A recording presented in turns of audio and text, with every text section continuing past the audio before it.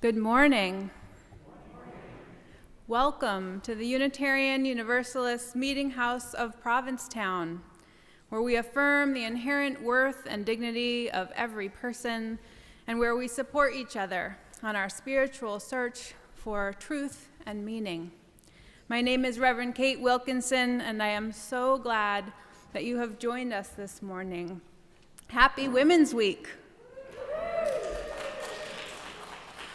Welcome to those of you in the room, especially our children. We love to hear sounds of children here. And welcome also to those joining us on our live stream. Before we begin our worship service, I have just a few announcements to share. I want to first offer a congratulations to James and Jeff, who were married here yesterday.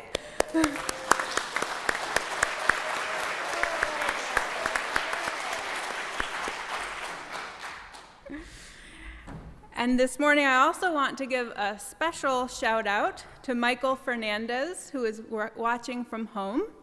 Michael, happy birthday. We miss you very much, and we hope that you are celebrating in style today. In other news, our website is back online this week, so if you were having any trouble accessing it last week, please try again. And please note that our office is closed tomorrow for Indigenous Peoples Day. I mentioned Women's Week. Speaking of Women's Week, we are hosting one of the main events here at the Meetinghouse on Tuesday evening at 7 o'clock. Now, Tuesday happens to be National Coming Out Day. So, yes, you can clap for that. So this event is going to be a storytelling evening of coming out stories. And in between the stories, you'll get to hear some of the Women's Week performers give you just a taste of their talents. This is a fundraiser for one of our favorite women-owned businesses, Women Crafts. So please come. You can get tickets at Women Crafts or on the Women's Week website. Our Stewardship Talk Soup is coming up on Sunday, October 16th at 2 o'clock. This informal congregational meeting will be held on Zoom this year. We hope that you will join us to talk about how we sustain this spiritual community and what opportunities we have to reach those who need us, who might not know about us yet, now that we are both in person and online. And at the end of the stewardship part of the meeting, those who would like to stay on a little bit longer can join our board of directors for a conversation about our COVID protocols. We'd love to hear from you about your current comfort levels, and the board has a few ideas to share with you. So we hope you can join us on the 16th. As I mentioned last week, we are hoping to lead a new member class this fall. The date is to be determined. So if you have been considering becoming a member of the Meetinghouse, please let us know. We would so love to have you. You can sign up by contacting me or Kenneth in the office. Please save the date for Halloween Monday from 4 to 5:30. We will be giving out candy as part of the town's Halloween greet and treat over at Mata Field. Our theme this year is Winter Wonderland, so let me know if you have any good decorations for that. We want to transform the back of my car into a winter wonderland. And also we need candy or treats, so if you can contribute a bag of wrapped treats, please drop them off here at the Meetinghouse anytime between now and Halloween. Let's make this Halloween safe and memorable for the children of Provincetown. And finally, we hope that those of you attending in person today will stay for a while after the service for some coffee and good conversation out on our lawn. Let's continue now by affirming our community's covenant. I invite you to repeat each line after me. Love is the spirit of this Meetinghouse. Love is the spirit This is our great covenant. To dwell together in peace. To seek the truth in love. And to help one another. At this time, I invite Ellen to light our chalice for us. As we light our chalice here in the sanctuary, I invite those of you watching from home to light a candle wherever you are. In that way, we can feel connected even while we are apart.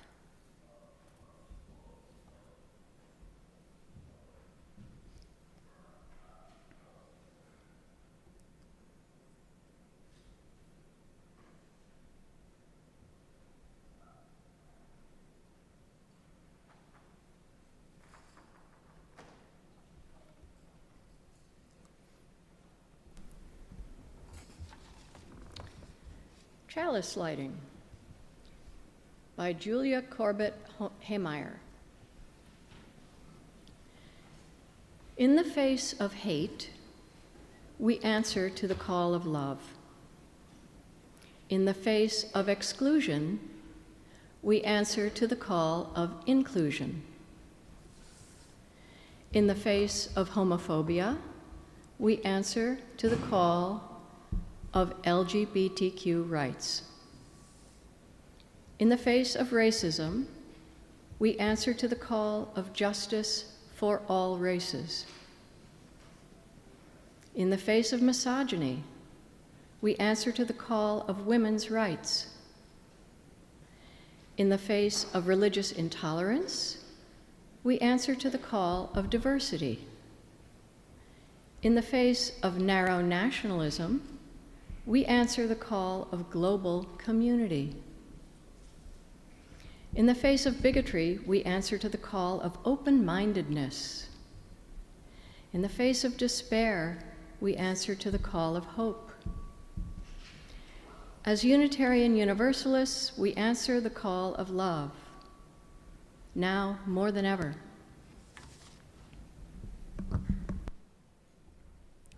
Thank you.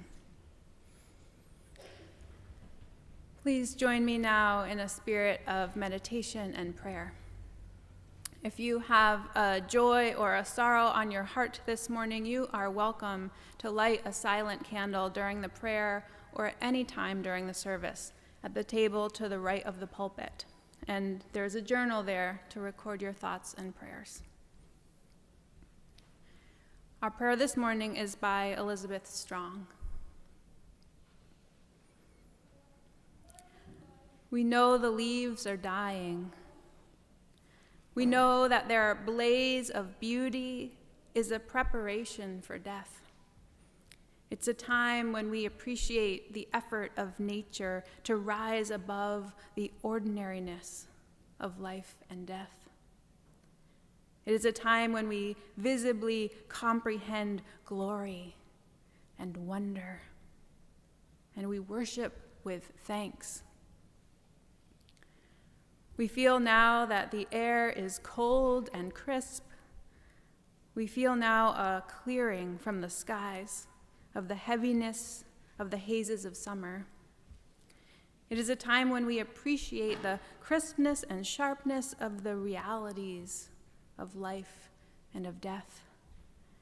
It is a time when we physically comprehend the relief that clarity and insight can bring. And we worship with thanks. We hear now the dry rustle of plants and grasses. We hear now a crackling from the earth that tells of the withering of the fullness of life. It's a time when we appreciate approaching rest from the frantic fullness. It is a time when we hear a different voice within and know that life is settling down for a well-deserved wintering. Let it be so within each of our lives as we prepare for an autumn in our own life cycle.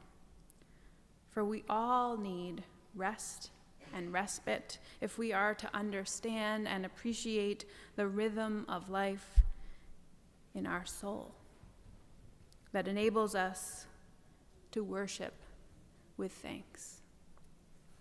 Amen.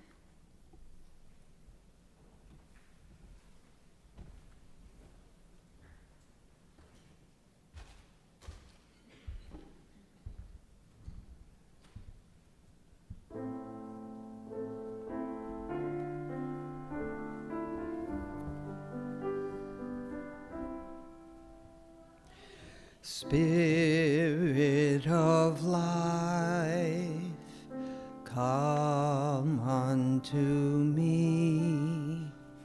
Sing in my heart all the stirrings of compassion.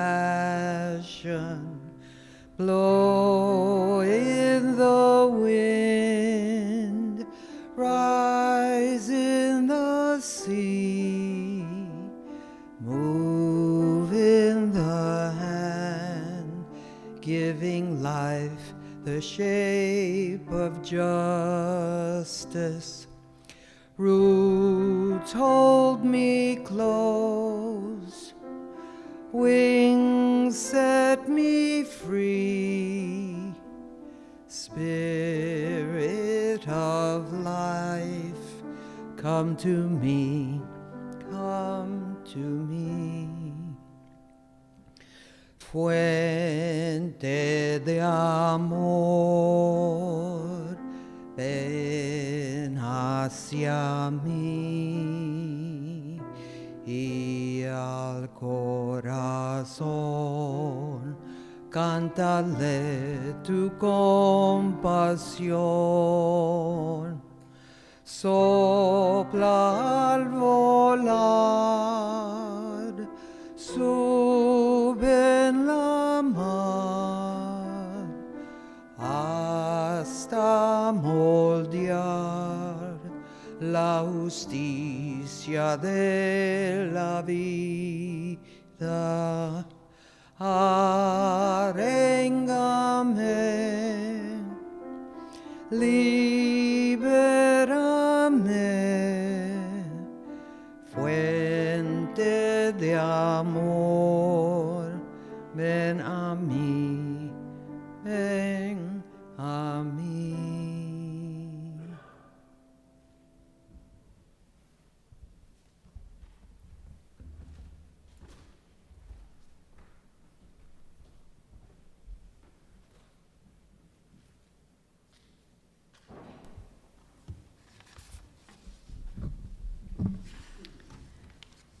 Our reading this morning seeks to honor the original people whose land we are on.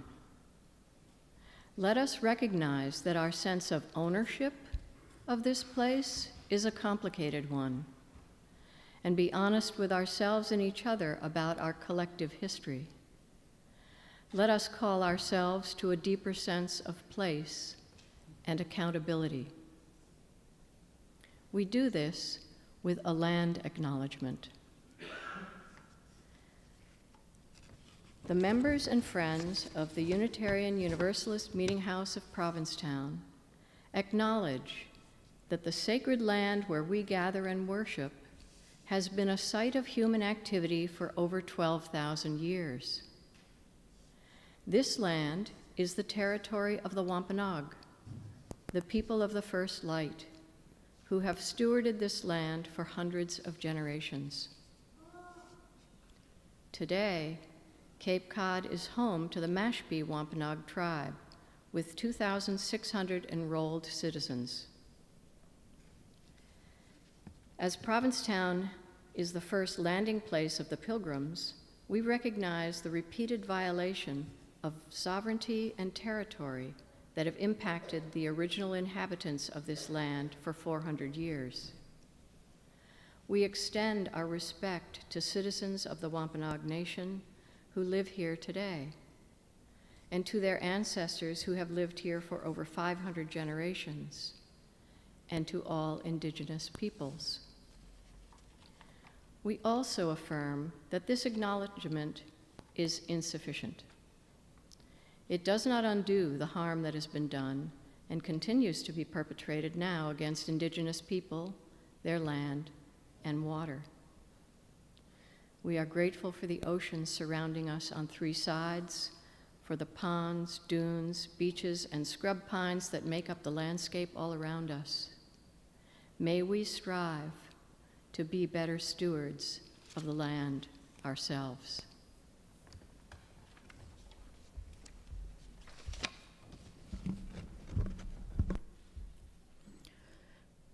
Now is the time in our service where we take up a collection for the ongoing support of this Meetinghouse and our shared ministry.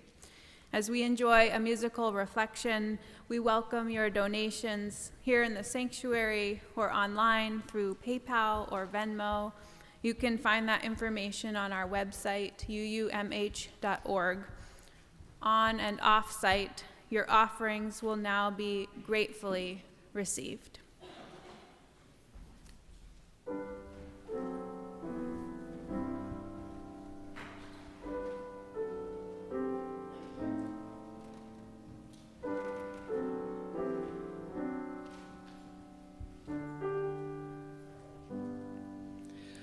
Voice still and small, deep inside all, I hear you call, singing.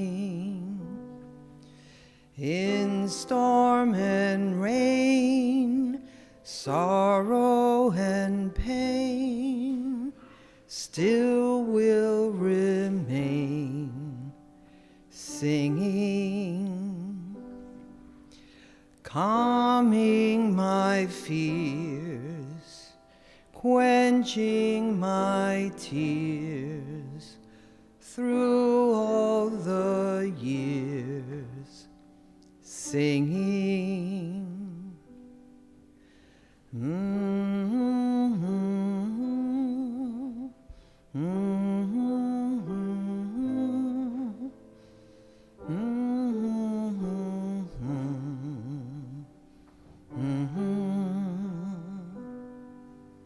In storm and rain, sorrow or pain, still will remain, singing, calming my fears, quenching my tears, through all the years, singing.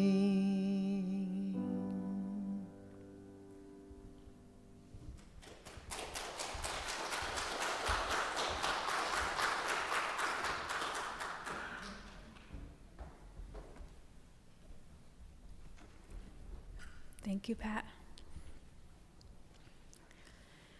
So today we are talking about the doctrine of discovery. Does anyone know what that is? Okay, a few. The doctrine of discovery refers to a principle in public international law that says that when a nation discovers land, it directly acquires rights on that land. Based on a 15th century papal bull or official declaration by the Catholic Church, the doctrine of discovery gave the Church's blessing to European explorers to discover and exploit land in the New World and in Africa that was already inhabited by non-Christians. If they were not Christian, they didn't count, they could be discovered. This papal bull was issued by Pope Alexander VI in 1493. Now, you'll remember that in 1492, Columbus sailed the ocean blue, right? So that's really why this all came up. The document supported Spain's strategy to ensure its exclusive right to the land discovered by Columbus the previous year. Now, of course, we know that Columbus didn't discover anything. You might know the name Winona LaDuke.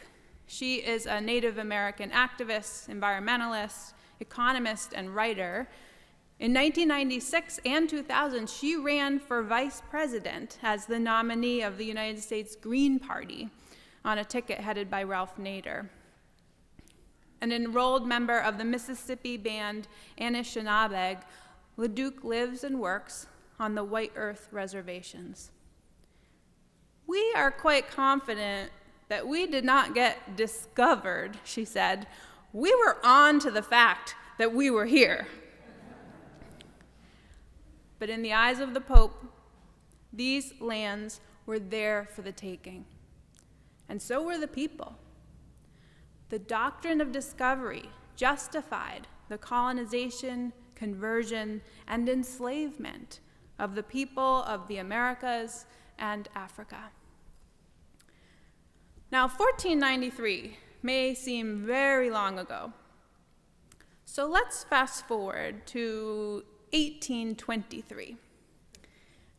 Now the English have settled North America. The American Revolution has declared America's independence from England, and a new government has been established.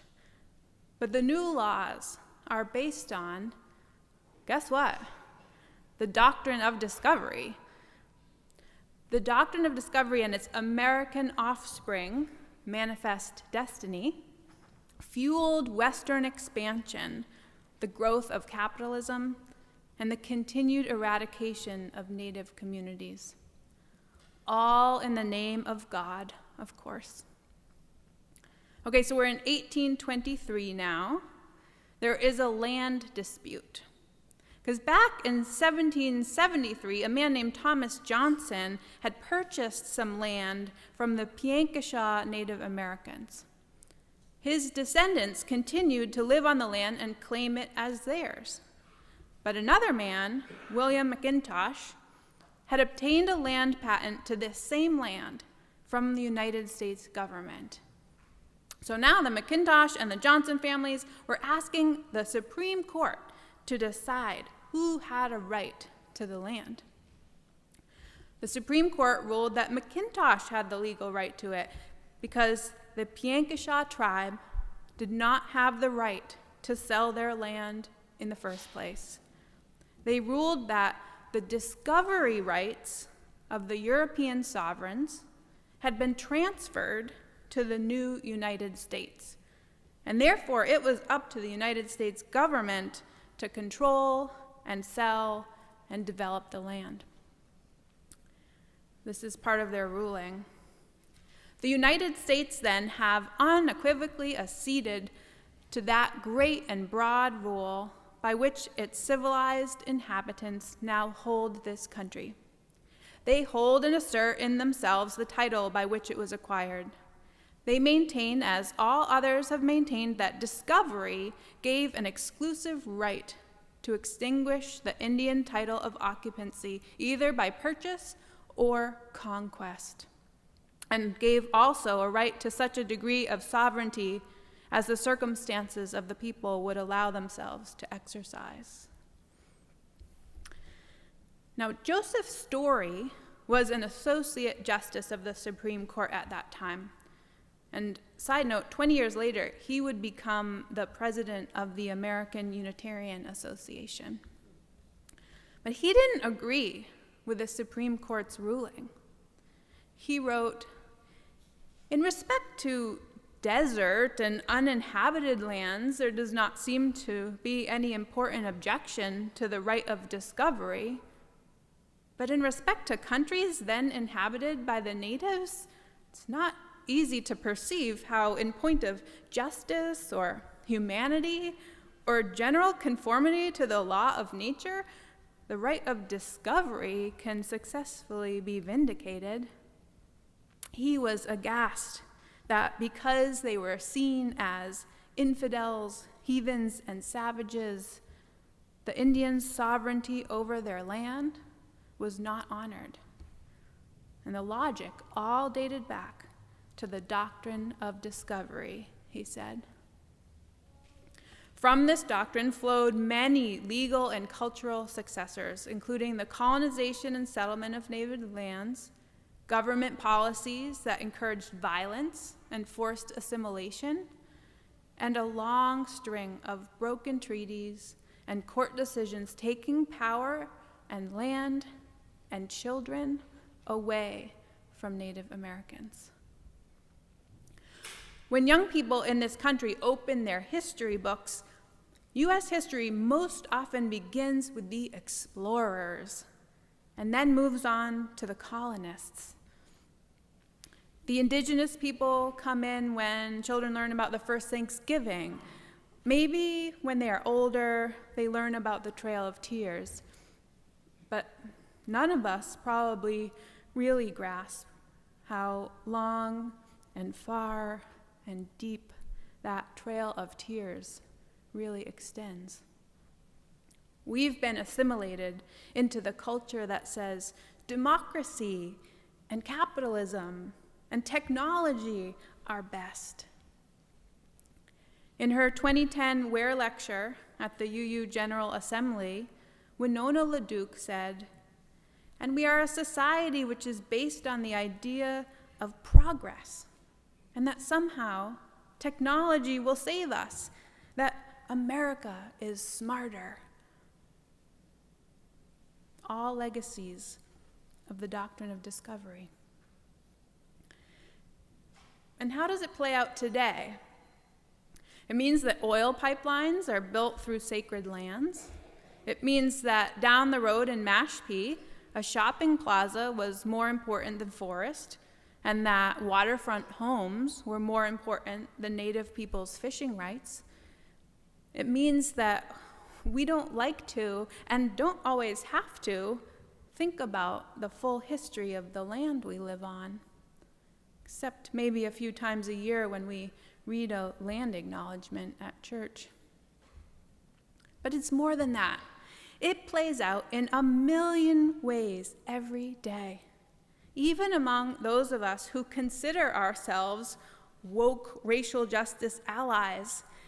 It plays out even in the ways that we do justice work. I remember a little speech that our volunteer coordinator gave to us when a group of us from my church went down to New Orleans after Hurricane Katrina. We were working in mostly black neighborhoods, places like the lower 9th Ward and the 7th Ward, which had been devastated by the flooding. The volunteer coordinator, Emily, who later became a good friend of mine, had some words for us. She said, "As we enter into this work, we are going to follow the lead of the residents. We are going to do what they want us to do. Now, you might have a different idea of what should be done, or what should be done first.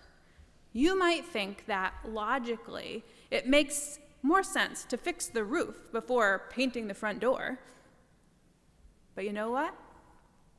It's not your house. It's their house, and they get to decide.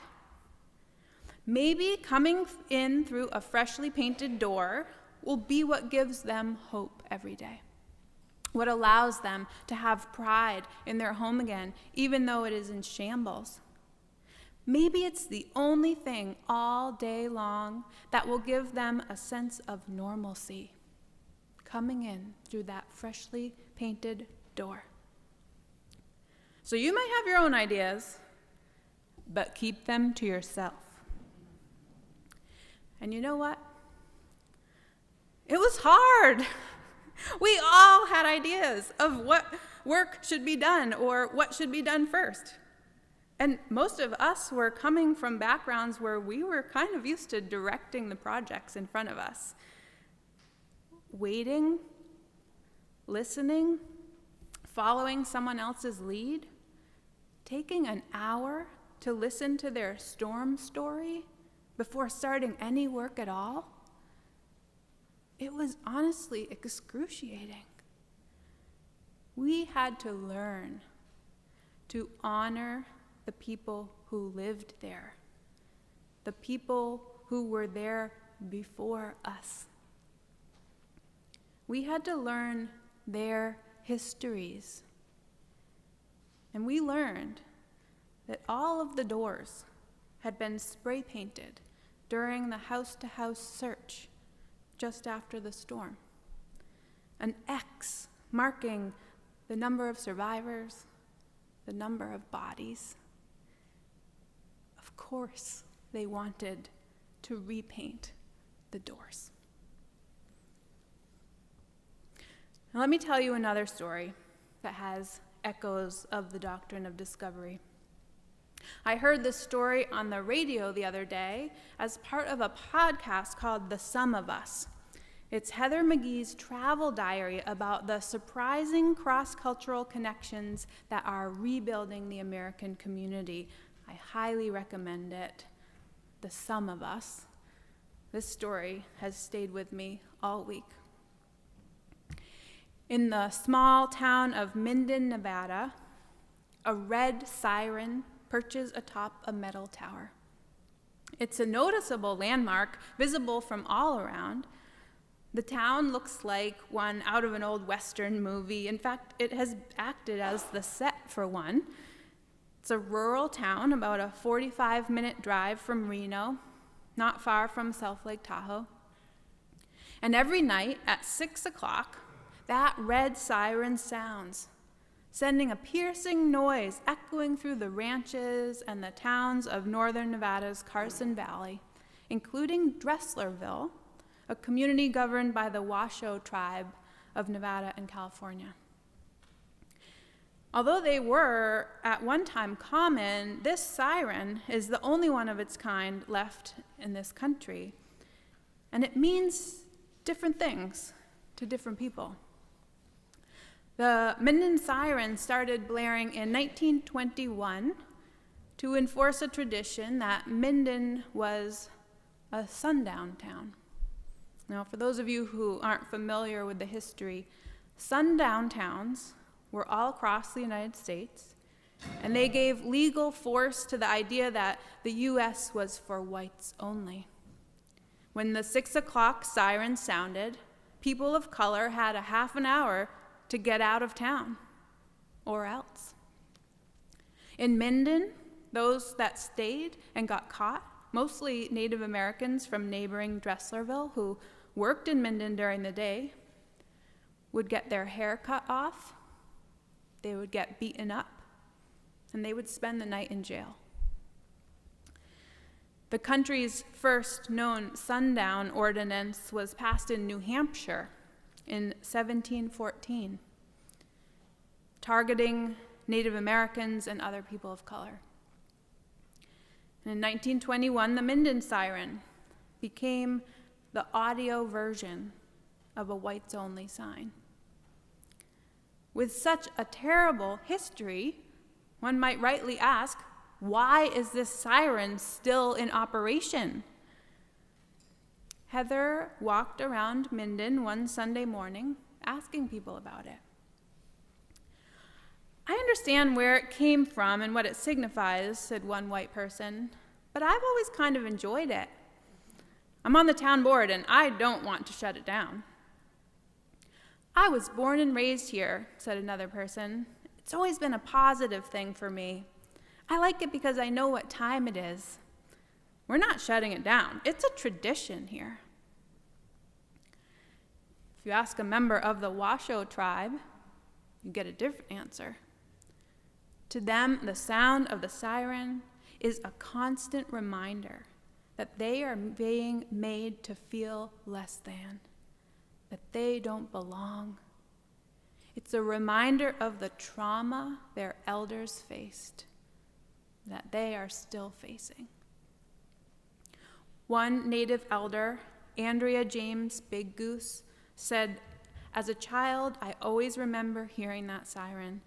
There were no highways. It was just sagebrush, wide open space, so you could hear it.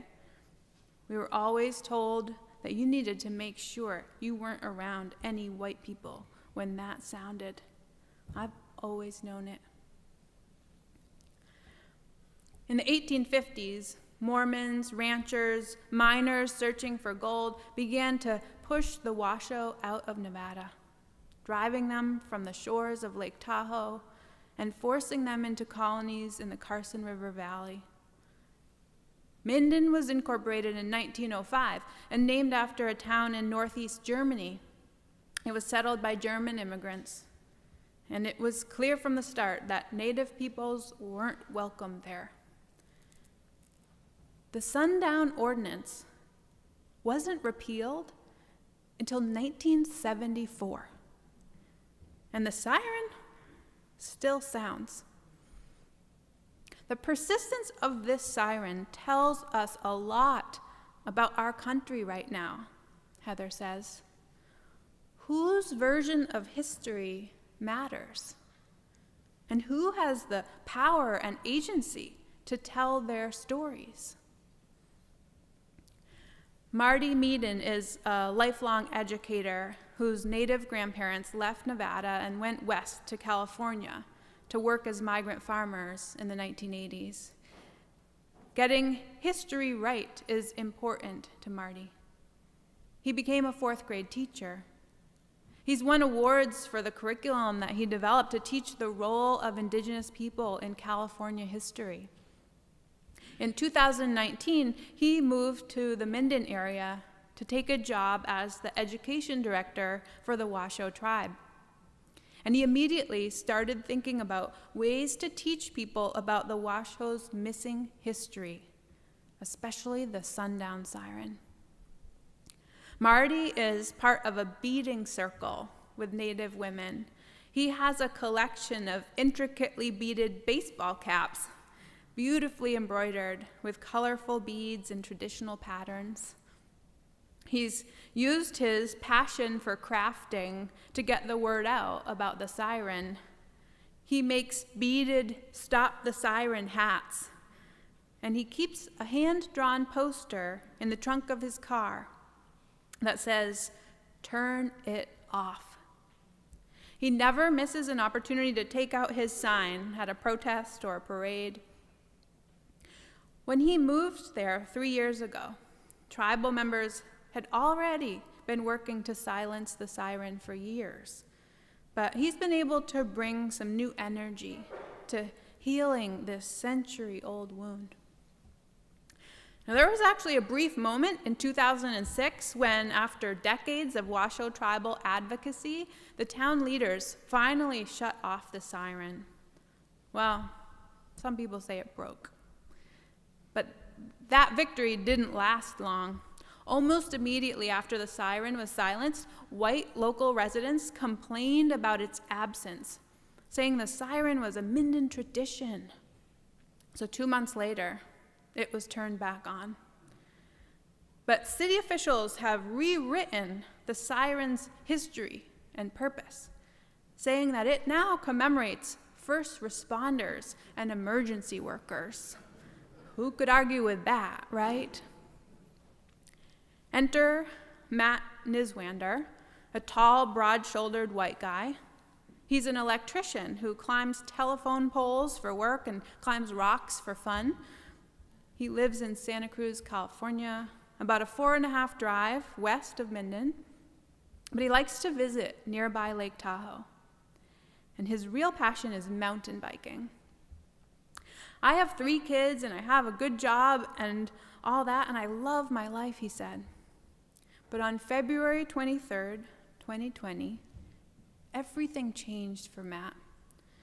That's when Ahmaud Arbery, a black jogger in Georgia, was killed by a group of white men. Hearing about that incident, a black man innocently out for a jog, being murdered because white men didn't think he belonged there, that flipped an anger switch for Matt. Right then and there, he decided that there was more for him to do with his life. Along with a few other outraged cyclists in Tahoe, Matt formed Riders Against Racism, which is a mountain bike group dedicated to diversifying outdoor participation on public lands. Matt met Marty at a Black Lives Matter demonstration. Marty was holding his sign about the siren, "Turn it off." The sign stuck with him. He looked up the history. He was flabbergasted. It just seemed really insensitive and almost mean-spirited to keep the siren going, he said. So he launched an online petition to stop the Minden siren. The petition gained steam online, and the press started writing about it. Marty said, "Wow, white privilege is amazing. You know, my people have been trying to get rid of this thing for years. The first time a white guy shows up, all of a sudden it's on the news." Matt and his group Riders Against Racism started planning a protest against the siren. They would start in Minden Park and do a mountain bike ride. 9 miles of hills and a 1,500-foot climb into the Sierras overlooking the Washow's sacred Lake Tahoe. Now, while totally well-meaning, Matt made some missteps. Here was this white guy coming into Minden, trying to right some wrongs, but other than Marty, he had never met a Washoe person. Washoe Tribal Chairman Sorrel Smokey said, "You know, he never actually came to the tribe or to myself and wanted to work together on this." For those of us who are white, our history of coming into a place and thinking we know best runs deep. 1493 deep. Matt pulled off the bike ride, but it was not diverse. It was all white folks. But through his friendship with Marty, they reconnected on Facebook. Matt began to understand that at times it would be more helpful for white people to lend support to the cause, but not to try to set the terms. To acknowledge that there's already a movement happening. He didn't need to start his own. He just needed to plug in. Although he'd really made some missteps at the beginning, Marty always felt that Matt's heart was in the right place. He liked him. And once these unlikely allies came together, the protest movement grew and began to make more headlines, and it began to get traction. Less than a month after the siren ride, in June 2021, Nevada's Governor Steve Cicillo signed Assembly Bill 88, which banned racially discriminatory mascots and sundown sirens. Finally, the state law was silencing the siren in Minden. The Washoes were elated. So was Matt. But it didn't last, because the white people complained. They missed the siren. In their personal histories, it was a good, comforting sound. And they were more than happy to ignore the violent, traumatizing history that they did not feel connected to. Minden's town manager, J.D. Frisbee, had the idea to move the evening siren up an hour, from 6 o'clock to 5 o'clock. They said it was not a sundown siren, it was a siren to honor first responders. A loophole to the state law. Although they are dejected and angry, Matt and Marty continue to work together to protest the siren. Marty told Matt that Indigenous people aren't that into mountain biking. He told him that running is a more traditional Indigenous sport.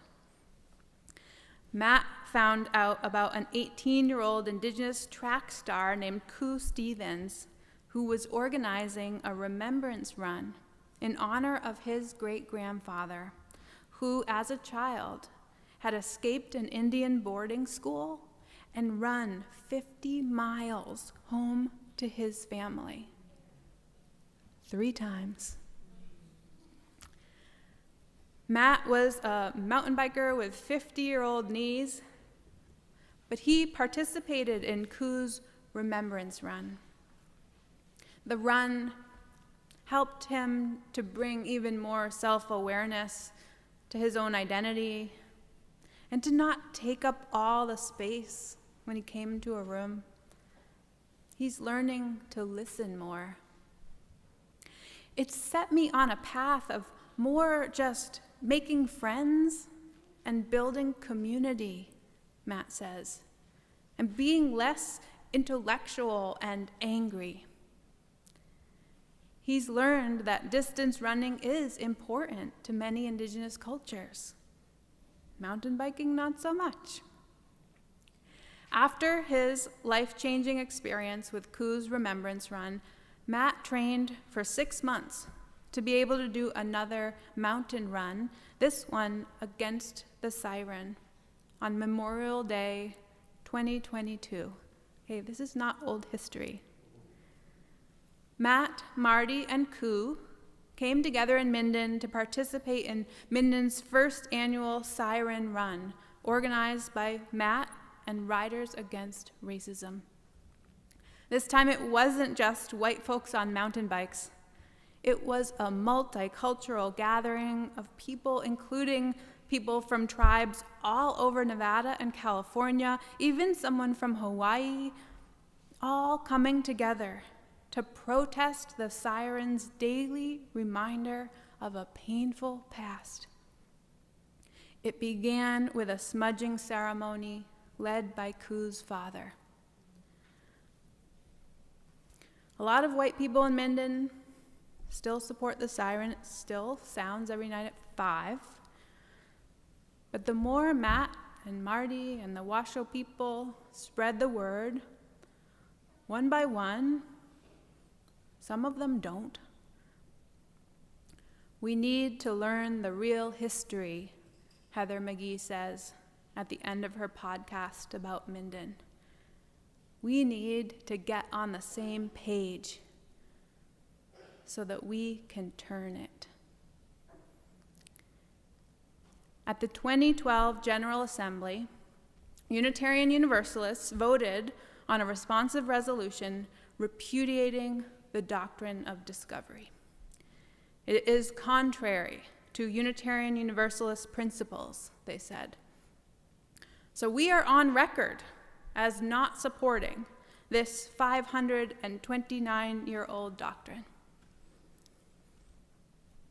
But the work now is to repudiate its echoes that live on in our world order, in our policies and practices, in our relationships, in our ideas, and in our hearts. As we continue to learn to listen, may we be moved to turn the page together. Amen, and blessed be.